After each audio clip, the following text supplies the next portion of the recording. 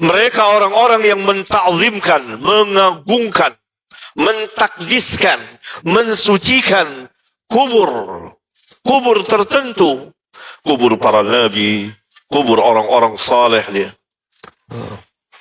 Dan mempunyai keyakinan-keyakinan, yang keyakinan-keyakinan itu tidak patut diyakini kecuali hanya kepada Allah Subhanahu wa ta'ala. Keyakinan bahwa mayit orang yang dikubur di sini mampu memberikan manfaat dan menolak mudarat, mampu mengabulkan hajat-hajat mereka. Mereka bersimpu di situ meminta hajat-hajat mereka kepada orang-orang yang telah mati ini. Itu yang dilakukan oleh ahlul kitab, yang kemudian diikuti oleh sebagian kaum muslimin.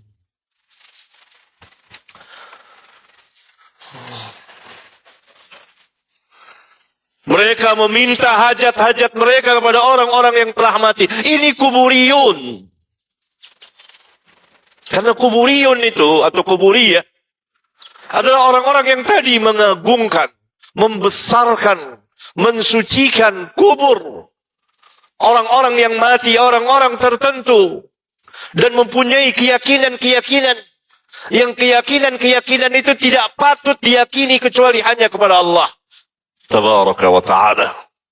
Itu namanya kuburiyun. Karena melampaui batas dari apa yang ditetapkan oleh Allah Subhanahu wa ta'ala terhadap orang-orang yang telah mati.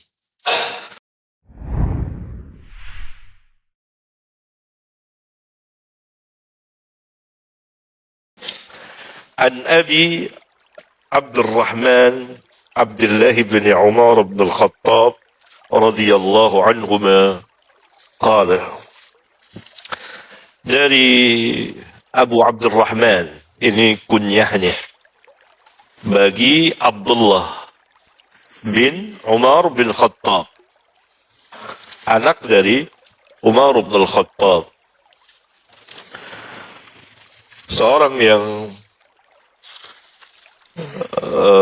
banyak meriwayatkan hadis dari Nabi Sallallahu Alaihi Wasallam, termasuk salah seorang dari beberapa orang yang bisa dihitung dengan jari yang banyak meriwayatkan hadis dari Nabi Sallallahu Alaihi Wasallam. Dan dia masuk Islam di Mekah dan turut hijrah bersama ayahnya Umar ke Madinah sampai akhir hayat Rasulullah sallallahu alaihi wasallam. Banyak sekali hadis-hadis yang ia riwayatkan dari Nabi sallallahu alaihi wasallam. Dan anaknya orangnya zahid, zuhud. Ayahnya pembesar dunia,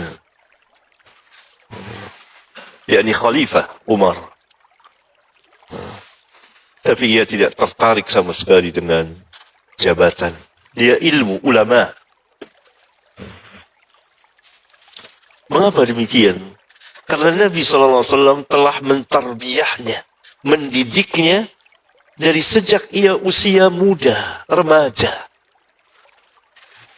Dipegang kedua pundaknya gini oleh Nabi SAW.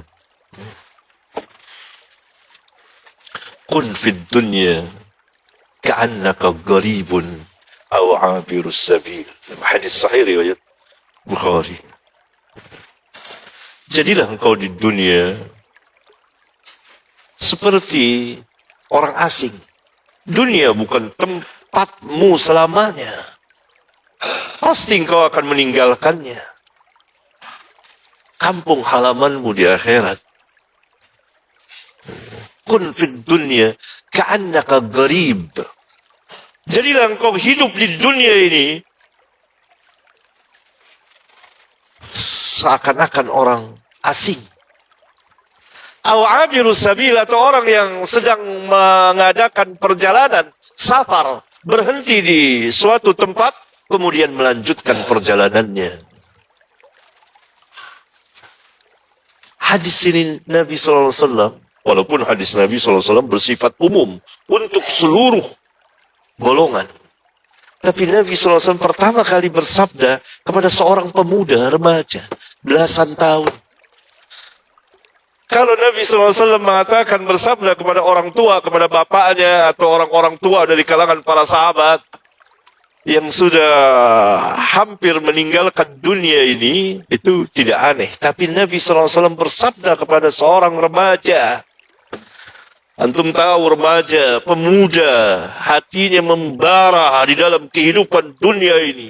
Semangat hidupnya tinggi sekali. Karena itu pemuda-pemuda jangan kecil jiwanya. Pemuda Islam itu besar jiwanya. Sesuai dengan sifat dia. Masa baru dibully saja bunuh diri, jangan. Itu menunjukkan lemah, dan ini salah asuhan, salah didik.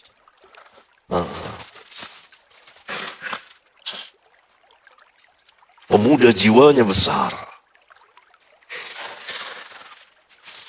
ya. Nabi SAW dikelilingi oleh pemuda, banyak sekali anak-anak muda, remaja, anak-anak muda, dan mereka ini rawi-rawi hadis Nabi SAW. Anak-anak dari para sahabat ini. Ya. Salah satunya Abdullah bin Umar. Membekas ke hatinya, di hatinya itu. Bahwa dia tahu langkah dia di dunia ini. Walaupun para sahabat itu memiliki dunia di kedua tangannya, ada dunia di kedua tangannya ini. Tapi mereka tidak terpengaruh dengan dunia. Bukan meninggalkan dunia, membuang dunia. Tidak mungkin.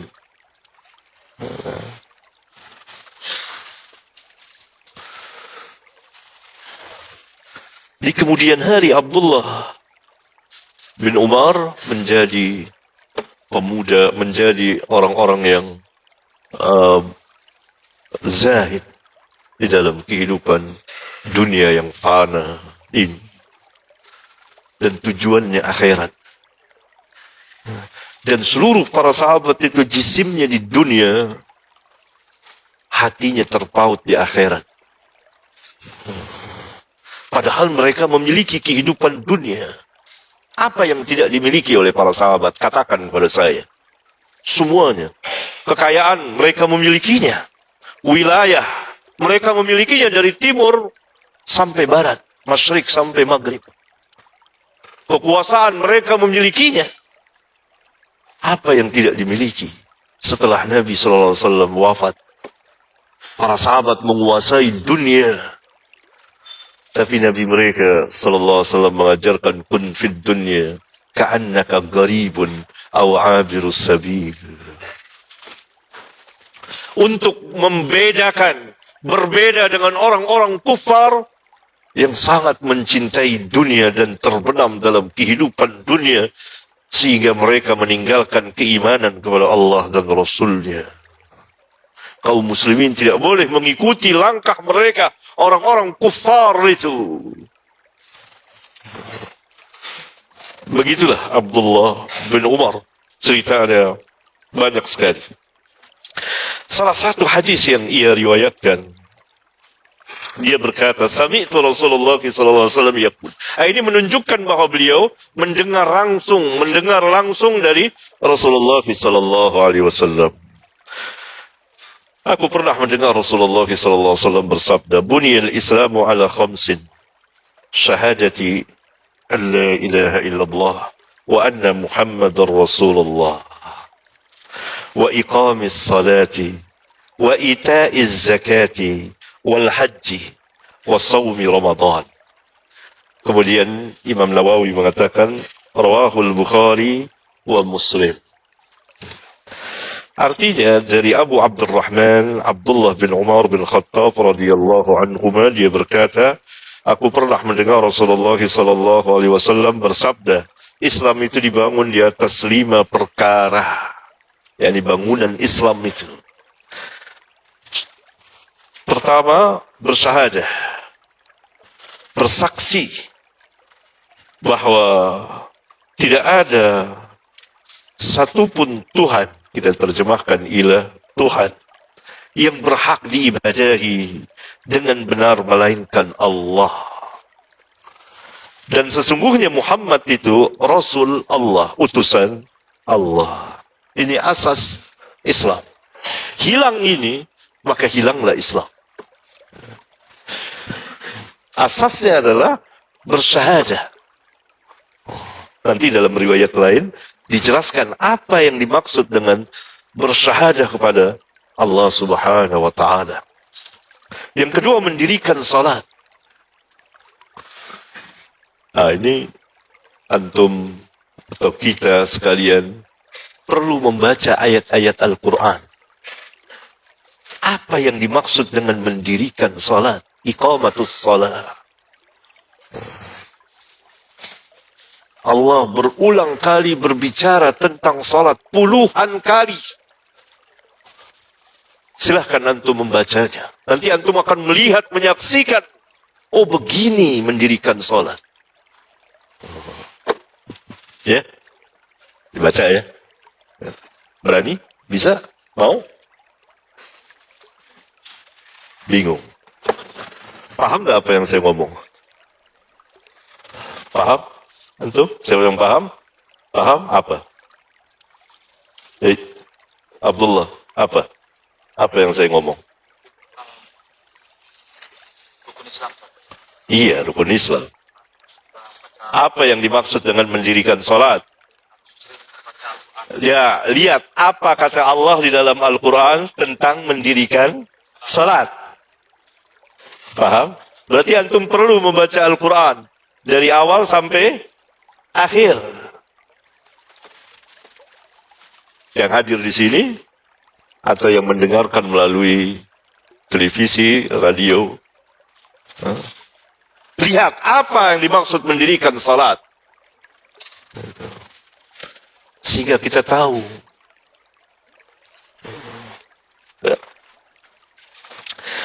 Yang ketiga, mengeluarkan zakat. Yang keempat, haji.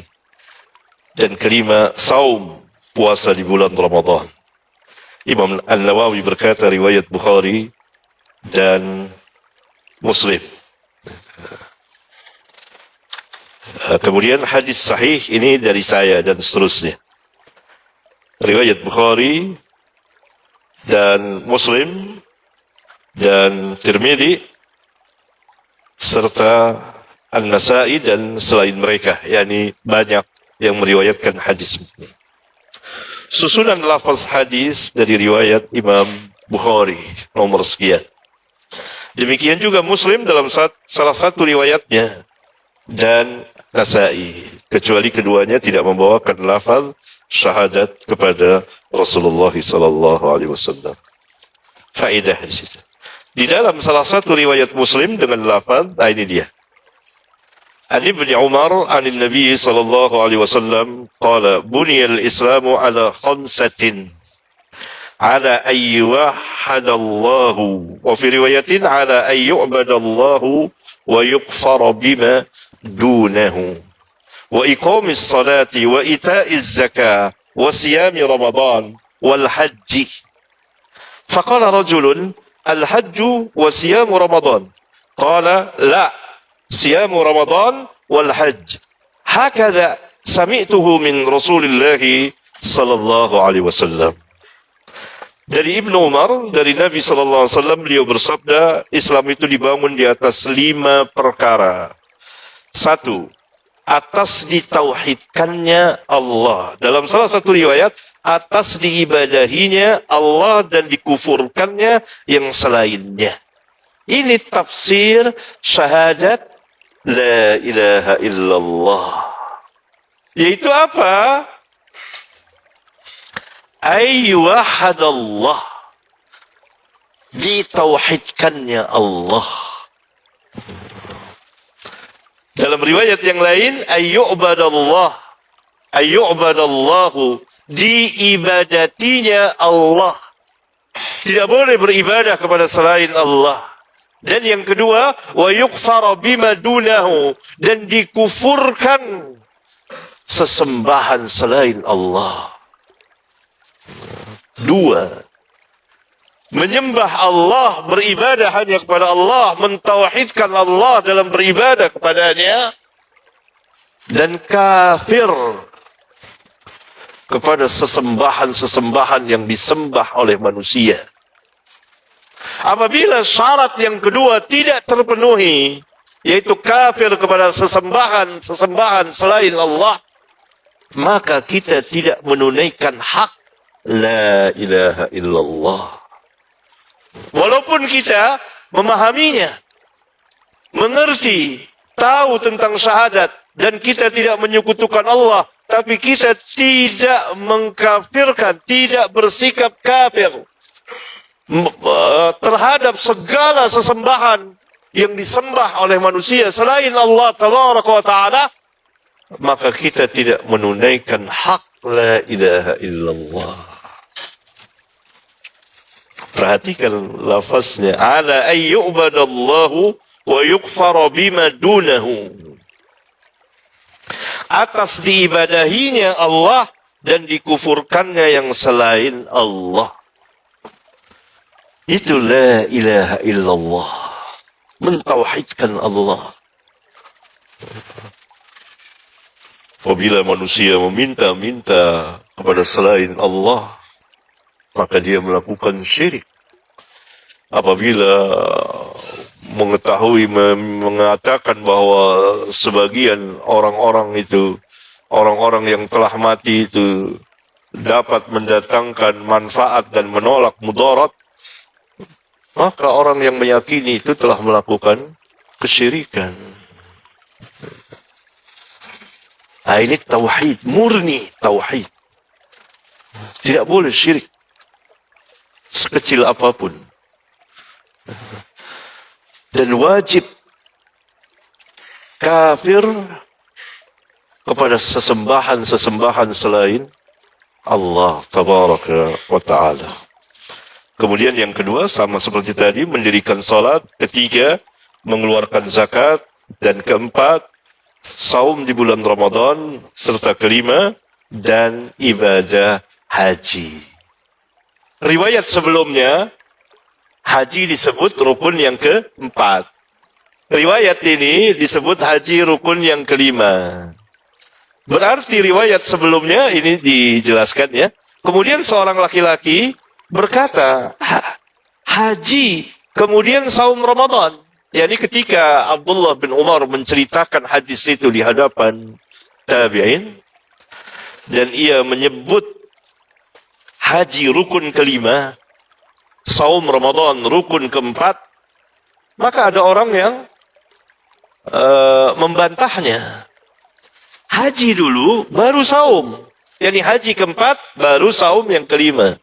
Apa kata Ibnu Umar? Maka Ibnu Umar berkata, tidak. Tetapi saum Ramadan yang disebut lebih dahulu sebagai rukun Islam yang keempat, kemudian haji. Yani Ibnu Umar mengatakan, tetapi saum Ramadan, kemudian haji sebagai rukun Islam yang kelima. Karena seperti itulah, yani seperti itulah susunannya yang aku mendengarnya dari Rasulullah sallallahu alaihi wasallam. Lalu kenapa riwayat yang pertama disebut zakat dulu baru haji? Nah, ini saya jelaskan. Riwayat Muslim ini telah memberikan penjelasan bahwa riwayat Bukhari yang pertama tadi, riwayat yang pertama yang dibawakan oleh Al-Imam An-Nawawi bersama riwayat Nasa'i dan juga Muslim dalam salah satu riwayatnya yang mendahulukan penyebutan rukun haji dari rukun saum adalah riwayat bil makna, secara makna oleh sebagian perawi hadis. Jadi sebagian perawi hadis telah meriwayatkan bil makna, dan itu dibolehkan oleh para ulama. Sehingga riwayat yang benar susunannya adalah sebagaimana riwayat yang kedua, yaitu saum, kemudian terakhir haji.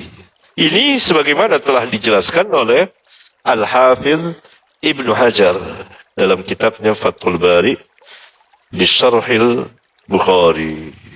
Ini faedah yang besar sekali. Al-Imam An-Nawawi mengambil riwayat Bukhari dan itu yang dimasukkan ke dalam Arba'in An-Nawawiyah dari riwayat Bukhari dan juga Muslim dalam salah satu riwayatnya. Sedangkan dalam salah satu riwayat Muslim dijelaskan sebagaimana saya bawakan di sini dalam penjelasan mengenai riwayat dan lafaz yang benar bahwa asyamu Ramadan wasiyami Ramadan wal hajj. Puasa Ramadan disebut terlebih dahulu, kemudian haji. Ini hadis menjadi asas di dalam Islam. Dinamakan juga buniyal Islamu ala khamsin. Dibangun Islam itu atas 5 perkara ini. Atau yang biasa kita kenal dengan arkanul Islam. Yang pertama tentu saja syahadah la ilaha illallah dan syahadah Muhammadur Rasulullah. Syahadah la ilaha illallah tadi setelah saya jelaskan dengan ringkas, itu mentauhidkan Allah. Berdasarkan riwayat yang kedua, ala ayyuhadallahu, ditauhidkannya Allah. Itu syahadat la ilaha illallah. Dalam riwayat yang lain, ala ayyubadallahu wa yukfar bima dunahu, atas diibadahinya Allah dan dikufurkannya segala sesembahan selain Allah. Yakni kita bersikap kafir terhadap sesembahan-sesembahan yang disembah oleh manusia. Bahwa sesembahan-sesembahan itu telah dinafikan oleh kalimat la ilaha illallah. Ditiadakan la ilaha. Oleh karena itu terjemahannya kan tidak ada satupun ilah. Ilah itu maknanya al-ma'bud, yang diibadahi. Maksudnya apa? Bihaqqin, dengan benar, dengan sebenar-benarnya, melainkan hanya Allah saja. Segala sesembahan yang disembah oleh manusia beragam, tidak benar. Mereka makhluk Allah tabaraka wa ta'ala, yang juga menyembah Allah seperti manusia menyembah, menuhankan sebagian nabi-nabi Allah. Padahal nabi-nabi itu makhluk Allah dan mereka menyembah Allah, mentauhidkan Allah, dan berlomba di antara mereka siapa yang paling dekat di antara mereka kepada Allah.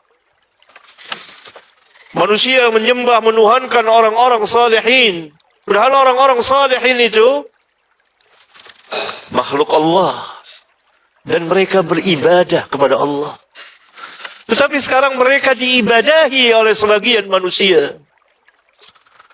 Oleh karena itu Rasulullah SAW melaknat dan memberitahukan Allah melaknat Yahudi dan Nasara yang telah menjadikan kubur-kubur nabi-nabi mereka sebagai masjid.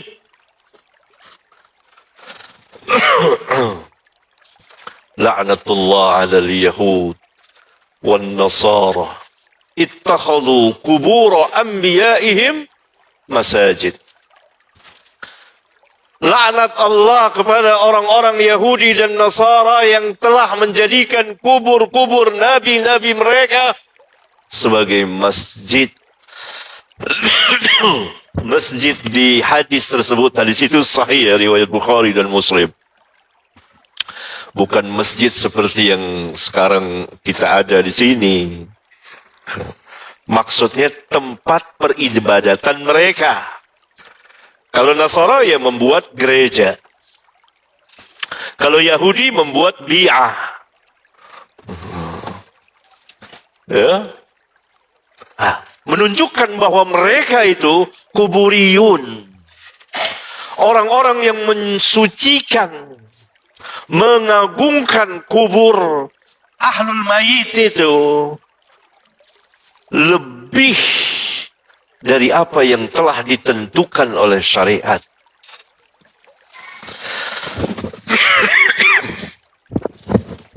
Mereka orang-orang yang menta'zimkan, mengagungkan, mentakdiskan, mensucikan kubur tertentu, kubur para nabi, kubur orang-orang saleh dia, dan mempunyai keyakinan-keyakinan yang keyakinan itu tidak patut diyakini kecuali hanya kepada Allah Subhanahu wa taala. Keyakinan bahwa mayit orang yang dikubur di sini mampu memberikan manfaat dan menolak mudarat, mampu mengabulkan hajat-hajat mereka. Mereka bersimpu di situ meminta hajat-hajat mereka kepada orang-orang yang telah mati ini. Itu yang dilakukan oleh ahlul kitab, yang kemudian diikuti oleh sebagian kaum muslimin.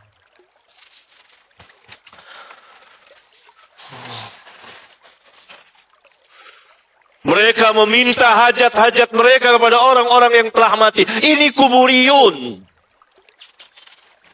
Karena kuburiyun itu, atau kuburiyah, adalah orang-orang yang tadi mengagungkan, membesarkan, mensucikan kubur orang-orang yang mati, orang-orang tertentu, dan mempunyai keyakinan-keyakinan yang keyakinan itu tidak patut diyakini kecuali hanya kepada Allah Tabaraka wa ta'ala.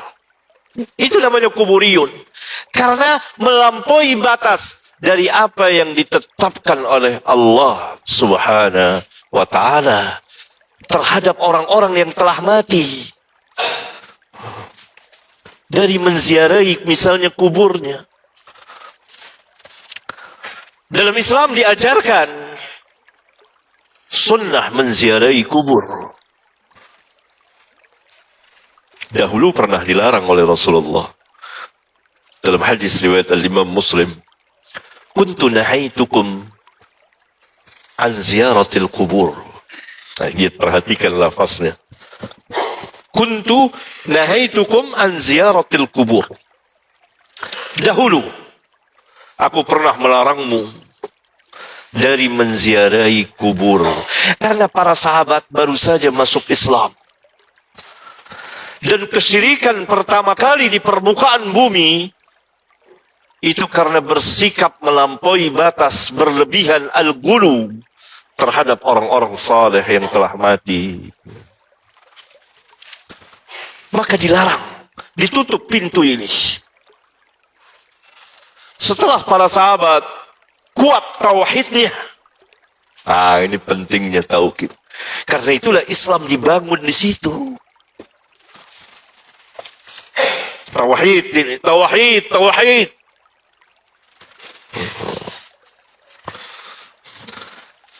Baru Nabi SAW membolehkannya. Fazurul kubura.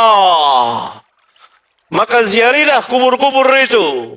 Boleh sekarang, setelah kuat akidahnya. Dibolehkanlah. Beliau membolehkan umatnya untuk, khususnya para sahabat saat itu, menziarahi kubur. Apa manfaatnya? Dijelaskan oleh Rasulullah SAW. Karena menziarahi kubur mengingatkan kamu akan negeri akhirat, akan kematian. Itu faedah ziarah kubur. Faedah mendatangi kubur itu dia. Untuk mengingatkan kita akan negeri akhirat, akan kematian. Tidak dapat tidak. Kullu nafsin dha'iqatul maut. Pasti kita akan memasuki lubang kubur. Hatta zurtumul maqabir. Alhaqumut takathur. Hatta zurtumul maqabir. Melalaikan kamu. Bermegah, berbanyak-banyak harta di dunia ini. Lupa. Sampai masuk ke lubang kubur. Itu perjalanan orang-orang kufar. Nah, kita ingat itu. Itu faedah bagi yang menziarahi. Bagi yang diziarahi faedahnya apa? Doa. Kita mendoakannya. Bahkan masuk kubur ada doa khusus. Boleh kita doakan kubur-kubur tertentu, didoakan. Kita mohonkan ampunan. Kita minta kepada Allah agar diberikan kebahagiaan. Saudara-saudara kita di kuburnya, diluaskan kuburnya, diterangi kuburnya. Dihindari, dilindungi dari azab kubur, dari azab neraka. Dimasukkan ke surga dan seterusnya. Itu dia. Jadi mereka berhajat kepada doa kita. Semuanya itu diubah oleh kuburiyun, baik ahli kitab maupun selainnya. Ahli kitab, kemudian bangsa Arab dahulu mengubah tauhid yang diajarkan Nabi Allah Ibrahim alaihi salam menjadi syirik. Kemudian Allah membangkitkan, mengutus Nabi Muhammad sallallahu alaihi wasallam dan mendakwakan tauhid. Begitu beliau mati, maka seluruh jaziratul Arab telah bertauhid. Sehingga beliau bersabda, "Qad aisa syaitan." Sungguh syaitan putus asa disembah oleh orang-orang yang salat di jaziratul Arab. Sebagaimana hadis sahih riwayat Muslim. Bersih dari syirik. Begitu juga pada zaman sahabat. Bersih dari kuburiyah, dari kuburiyun. Kubur-kubur diratakan karena diperintahkan oleh Nabi SAW. Nabi SAW mengutus Ali bin Abi Thalib radhiyallahu ta'ala anhu, yang dijadikan oleh Syiah sebagai imam pertamanya, imam maksum. Bahkan sebagian kelompoknya menuhankan Ali dan gulu terhadap Ali. Ali diperintah oleh Nabi SAW meratakan kuburan. Tidak boleh tinggi kuburan itu. Dalam hadis riwayat Muslim, antum tinggal baca. Dan Ali di kemudian hari ketika beliau menjadi khalifah, mengutus pejabatnya untuk meratakan kuburan dan menghancurkan patung-patung.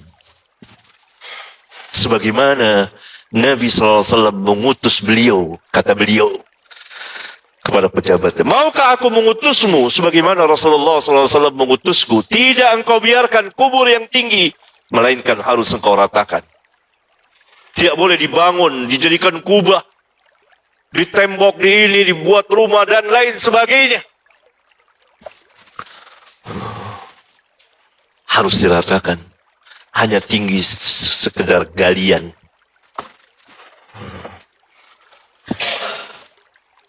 Bersih.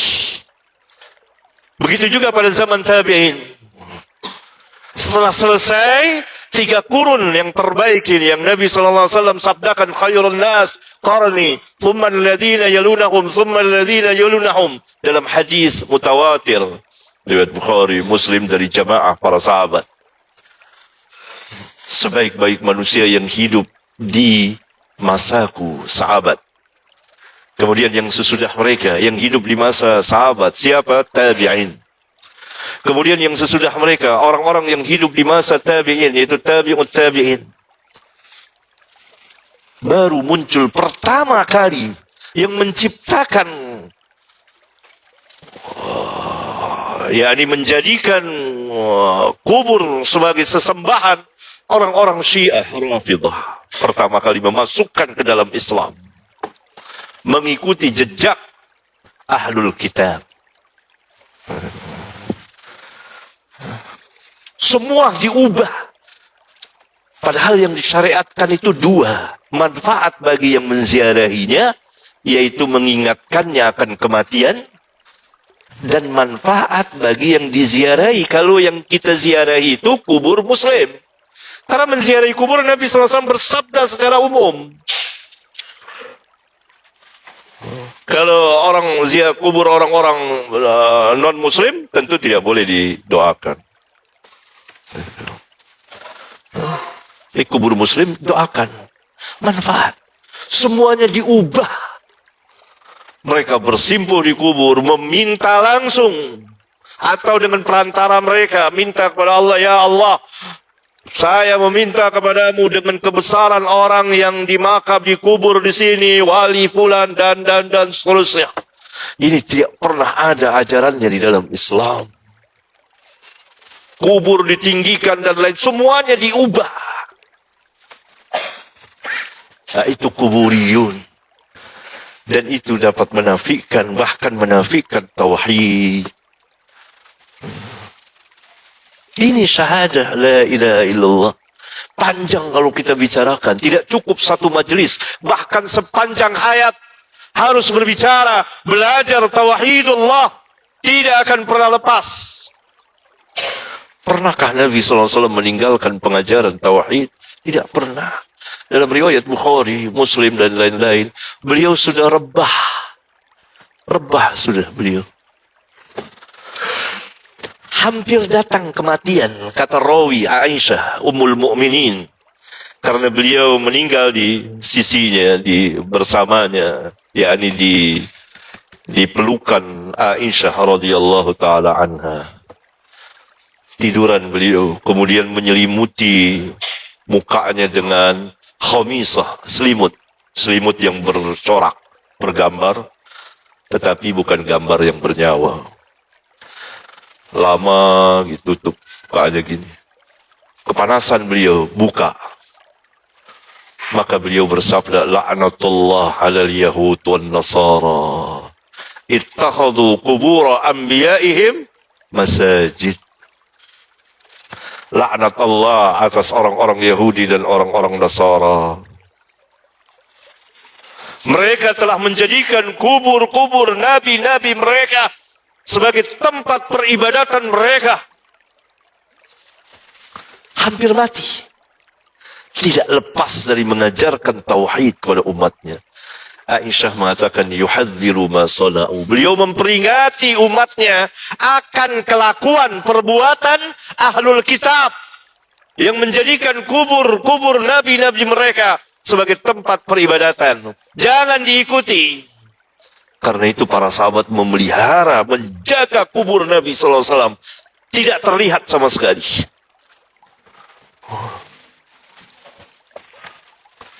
Dan beliau bersabda kepada para sahabat, la taj'alu qabri 'idan. Jangan kamu jadikan kuburku sebagai tempat perayaan hari raya Id yang berulang-ulang didatangi pada musim-musim tertentu. Sekarang berapa banyak kubur? Itu ahlul kitab seperti itu. Kuburiyunnya jelas sekali. Karena itu Nabi SAW menyampaikan Allah melaknat mereka. Pernah dalam hadis riwayat Bukhari dan Muslim, Ummu Habibah dan Ummu Salamah, dua orang ummahatul mu'minin, dua orang istri Nabi sallallahu alaihi wasallam, hijrah ke Habsyah. Waktu itu, waktu hijrah, Ummu Habibah belum jadi istri. Ya. Sepulang dari Habasyah, dia dinikahi oleh Nabi SAW di Habasyah, Ethiopia. Yang menikahkan adalah Raja Najasyi. Demikian juga yang membayar maharnya. Riwayat Abu Daud, 4.000 dirham mahar. Yakni Nabi SAW berkenan untuk menikahi Ummu Habibah, anaknya Abu Sufyan, saudaranya Muawiyah bin Abi Sufyan. Ummu Habibah masing di Ethiopia, Habsyah. Maka yang menikahkannya taukil, wakil Raja Najasyi yang masuk Islam. Dan sekalian diberikan maharnya sekian ribu dirham, 4.000 kalau tidak salah, 4.000 dirham. Banyak sekali, 4.000 dirham. Ya. Lalu diutus kepada Nabi orang untuk mengantarkan pengantin ke Madinah. Ya. Nah, Kedua orang istri Nabi sallallahu alaihi wasallam ini bercerita kepada Nabi sallallahu alaihi wasallam bahwa ia melihat kanisatan di Habsyah, di Ethiopia. Namanya kanisatan itu gereja. Kanisatan Maria, orang kita panggil Maria. Di situ dipenuhi dengan suar, patung, lukisan, patung yang dipahat, lukisan dan seterusnya. Walhasil gereja besar sekali. Maka Nabi SAW, ini ada di Sahih Bukhari, silakan dibaca. Maka Nabi SAW mengatakan, mereka apabila ada di antara mereka orang yang saleh mati, lalu mereka jadikan kuburnya itu masjid, tempat peribadatan. Dan mereka buat patung-patung mereka, yang orang yang telah mati itu. Dan mereka itu nanti menjadi sejelek-jelek manusia, seburuk-buruk manusia pada hari kiamat. Di sisi Allah, bukan di sisi manusia, indallah. Mereka itu sejelek-jelek makhluk di sisi Allah. Kapan? Nanti pada hari kiamat. Tegas Nabi menyatakannya dalam hadis sahih riwayat Bukhari dan Muslim, agar umatnya menjauhi perbuatan-perbuatan yang dilakukan oleh ahli kitab. Nah, itu sekilas mengenai syahadah la ilaha illallah. Sedangkan syahadah Muhammadur Rasulullah, ittiba'ur Rasul, mengimani Rasulullah SAW, membesarkan beliau, mengikuti beliau, mentaati, dan beliau tidak disembah. Beliau diimani, diikuti, dan ditaati, dicintai lebih dari selainnya. Seluruh manusia, lebih dari orang tua kita, lebih dari anak-anak kita. Sehingga beliau mengatakan, la yu'minu ahadukum hatta akuna ahabba ilaihi min walidihi wa waladihi wan nasi ajma'in. Hadis riwayat Bukhari, Muslim juga.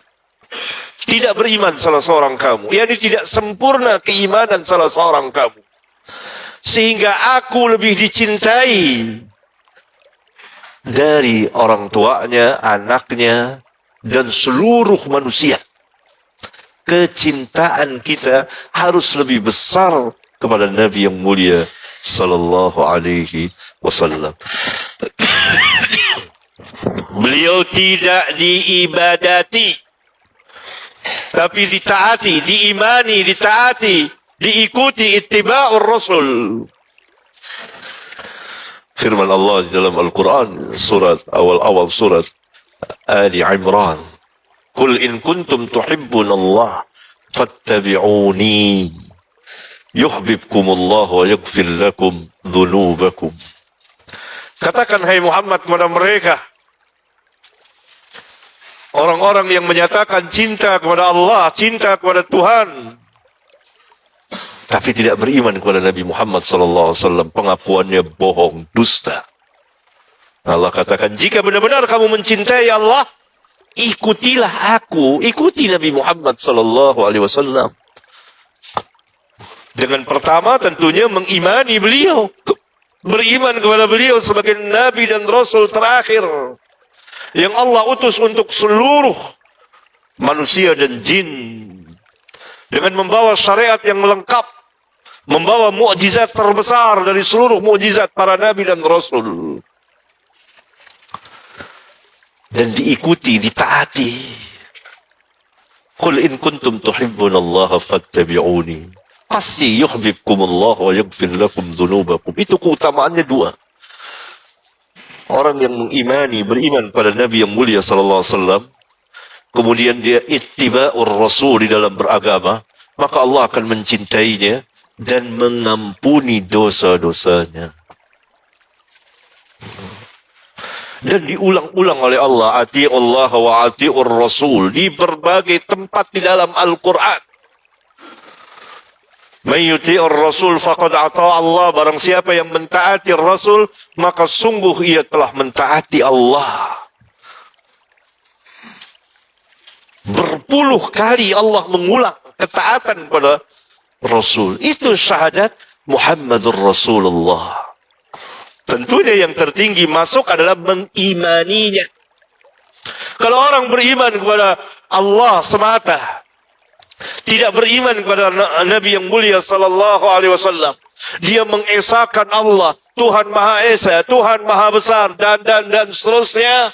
Dia tidak beriman kepada Nabi yang mulia sallallahu alaihi wasallam. Apakah dia menjadi seorang mukmin? Jawabnya tidak.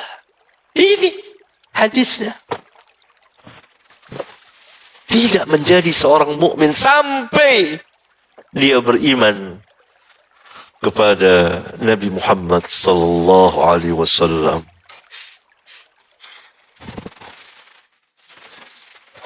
Adapun pembicaraan mengenai iqamatis shalah. Assalamualaikum warahmatullahi wabarakatuh. Sampai jumpa kembali di War Islam Channel.